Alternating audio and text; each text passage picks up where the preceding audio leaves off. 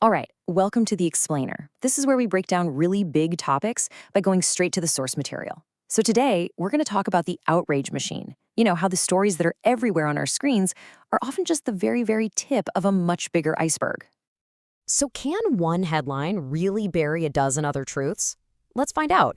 We're going to dive right in with a single massive news story. One that not too long ago felt like it was the only thing happening in the world. It was just everywhere.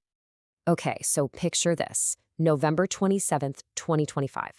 A story breaks, and it has all the ingredients for a total media firestorm. I mean, it was almost like it was built in a lab to go viral. And here's the anatomy of that story. You've got an Afghan national shooting two U.S. National Guard members right in Washington, D.C. One of the guardsmen is critically injured. The shooter? He's a former member of an Afghan counterterrorism unit, someone brought to the U.S. under Operation Allies Welcome. I mean, you can just see the headlines writing themselves, right? And the political fallout was immediate.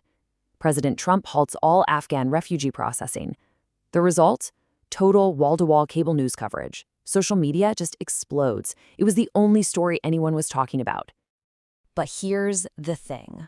While every single camera, every microphone is pointed at DC, what's happening just off screen? That's the real question, isn't it? When the entire media world focuses on one thing, it creates these huge blind spots.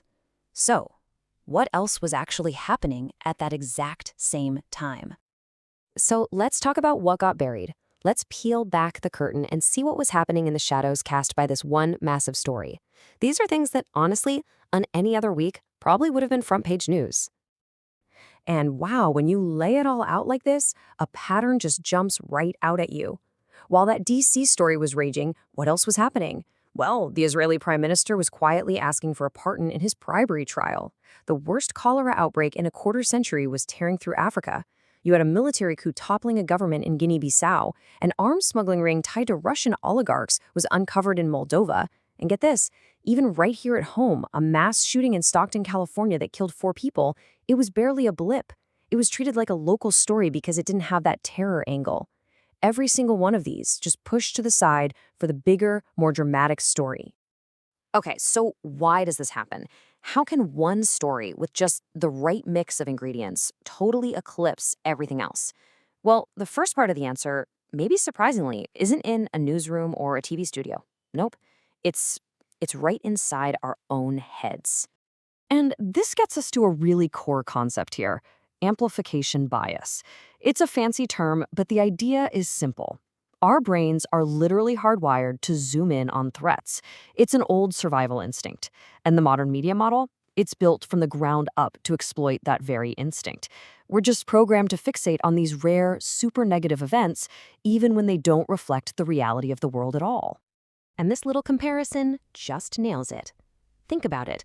A village with 5,000 people living their lives totally peacefully. How much news coverage does that get? 0. Absolutely none. It's invisible. But one bomber in that exact same village, bam, you get a solid week of global nonstop news coverage.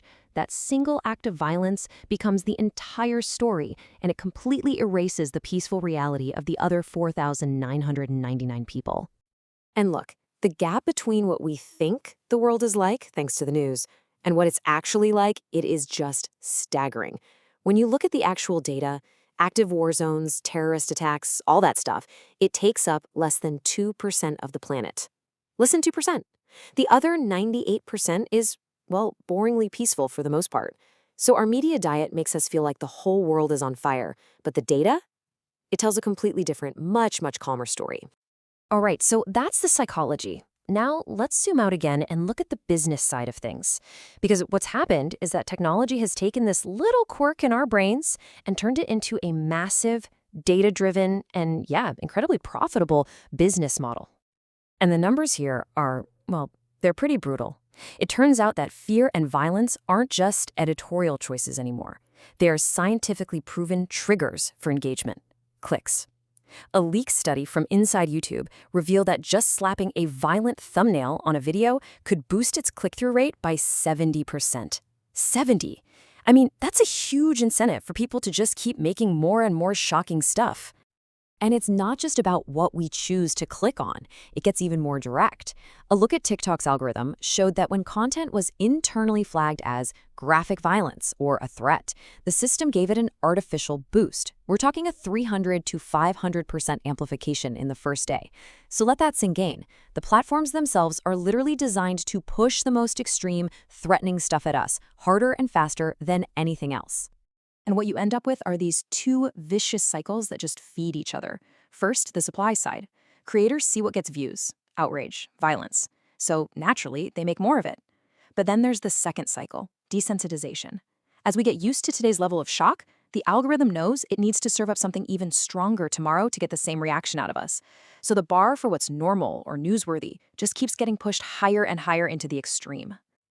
So this whole system, it's not just about what we see on the news. It's actually having a much, much deeper effect.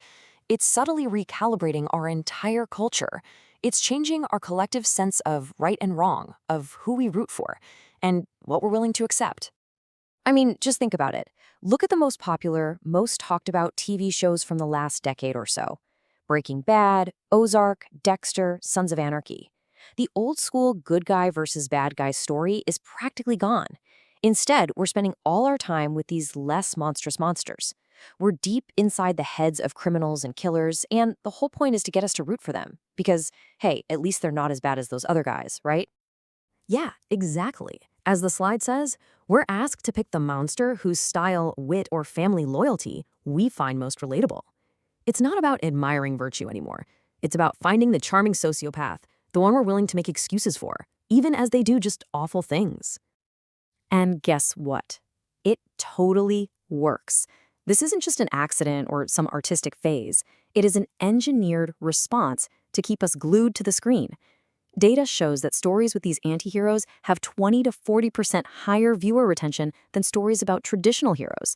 That dark, complicated stuff, it's literally designed to keep us binge watching. So you see, this isn't just entertainment, it's calibration. When you spend hundreds of hours marinating in these stories, living inside the heads of these characters, it changes you. It quietly, slowly lowers the bar for what we think is normal, what we think is acceptable. Our moral compass gets recalibrated just a little bit at a time. And that doesn't just stay on the screen. It bleeds out into the real world. So when you put it all together, the big takeaway here isn't really about one news story burying another.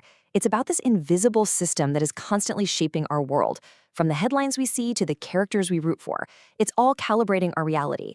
And that leaves us with a pretty big and maybe kind of disturbing final question to think about. If our media is constantly recalibrating us, what are we becoming?